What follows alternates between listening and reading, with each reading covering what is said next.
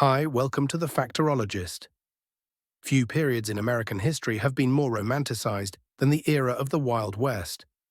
The period began with the first European colonial settlements in North America during the early 17th century, but what can be regarded as the classic era of the Old West, with its cowboys, gunslingers, prospectors, and outlaws, stretched from around the 1850s to the early 1900s. Dime novels and Western movies created a frontier myth in which rugged men rode out to conquer a barren landscape and fight bad guys, and the image became a popular and enduring part of American culture, despite the many historical inaccuracies involved. As a testament to the power of this myth-making, many ideas and iconic images associated with the Old West are still widely accepted today, despite being factually incorrect. Here are 7 of the most common misconceptions. Debunked. Wild West cowboys wore cowboy hats. Nothing says cowboy more than a classic cowboy hat, but the Stetson didn't come onto the market until 1865, and the original hat didn't look like the iconic Stetsons we know today. It had a high top and was missing the crease in the crown typical of cowboy hats. A more common choice among Old West cowboys was the derby hat, also known as the bowler hat, partly because it didn't blow off easily in strong winds or while riding a horse. Many famous cowboys and outlaws, including Butch Cassidy, the Sundance Kid, Black Bart, and Billy the Kid, wore bowler hats. Quickdraw gun duels were common. Quickdraw gun duels are a staple of Western dime novels and movies, typically with 2 steely-eyed gunfighters facing off in a dusty street, while nervous locals watch from behind saloon doors and dirty windows. These kinds of duels, however, almost never happened. Typical shootouts were normally chaotic and impulsive events, often involving more than 2 men and with bullets flying in all directions, not the slow and calculated high-noon face-offs depicted in popular culture. One of the very few examples of a one-on-one quick-draw duel in a public place is the famous encounter between Wild Bill Hickok and the gambler Davis Tutt. Hickok killed Tutt, becoming a folk hero in the process. Banks were easy pickings. If Westerns are to be believed, robbing banks was a common pastime for any self-respecting outlaw. The criminals would ride into town in broad daylight, hold up a bank, ride off with their saddlebags full of money, and disappear into the wilderness. But this is very much a Hollywood creation. According to historian Larry Schweikart, there were fewer than 10 confirmed bank robberies between 1859 and 1900, across 15 frontier states. Other sources suggest the number was higher than 10, but still fewer than you would suspect.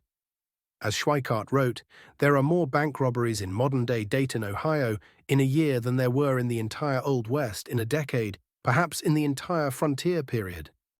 Cowboys frequently fought with Indians. The popular cowboys and Indians narrative has both parties constantly at each other's throats. But cowboys rarely fought with indigenous peoples, and certainly not to the extent shown in Western movies. Tension did exist between ranchers and Native Americans, but cowboys normally avoided potentially hostile encounters. They were more inclined to let soldiers deal with that. Native Americans, meanwhile, didn't ambush pioneer wagon trains nearly as much as we are led to believe. They mainly tolerated wagon trains and were more likely to trade than attack. Between 1840 and 1860, Native Americans killed 362 emigrants, and even more were killed by emigrants, making them far less dangerous than many other threats in the Wild West, including river crossings, hunting accidents, and falling off your own horse. All cowboys were white. John Wayne, Gary Cooper, James Stewart, Clint Eastwood, think of nearly any actor known for starring in classic westerns, and they have one thing in common. They're all white. The popular narrative, however, doesn't tell the full story. Historians estimate that as many as 1 in 4 American cowboys were black, as many formerly enslaved African Americans found work on the ranches out west in the wake of the Civil War. What's more, the cowboy culture didn't even originate in the United States. It came from a style of ranching introduced by Spanish colonists in the 16th century and adopted originally in Mexico, where cattle ranchers and herders were known as vaqueros. By the late 19th century, as many as 1 in 3 cowboys were Mexican. The typical frontiersman was a romantic figure. Cowboys and Wild West lawmen are often portrayed as romantic types, either the strong, silent type or the gallant hero who rides to the rescue, looking quite dapper in his clean shirt and shiny boots. But these frontiersmen were nowhere near as neat and tidy as we see on our screens, and to put it bluntly, they stank. Author and historian Harry E. Chrisman wrote that cowboys smelled of cow and horse dung and seldom bathed. They wore beards that easily became nests for lice, fleas, or other vermin, and provided secure foci of infection for barbers' itch. Everyone was packing a six-shooter. In the movies, it seems like every cowboy, cowhand, and dubious wandering stranger carries a revolver or a rifle. In reality, guns were heavily regulated in many towns and cities on the frontier. Most people did own guns in the West, but when it came to entering a town, you either had to leave your weapon at home or hand it over to local authorities.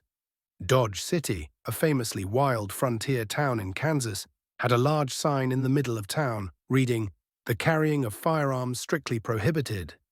Indeed, the gunfight at the OK Corral in Tombstone, Arizona, the most famous shootout in the history of the Old West, reached a head when lawman Wyatt Earp ordered a group of cowboys to drop their weapons in accordance with local laws. According to Adam Winkler, a specialist in U.S. constitutional law, Tombstone had much more restrictive laws on carrying guns in public in the 1880s than it has today. If you want to learn more about various facts, please subscribe to The Factorologist. Until next time.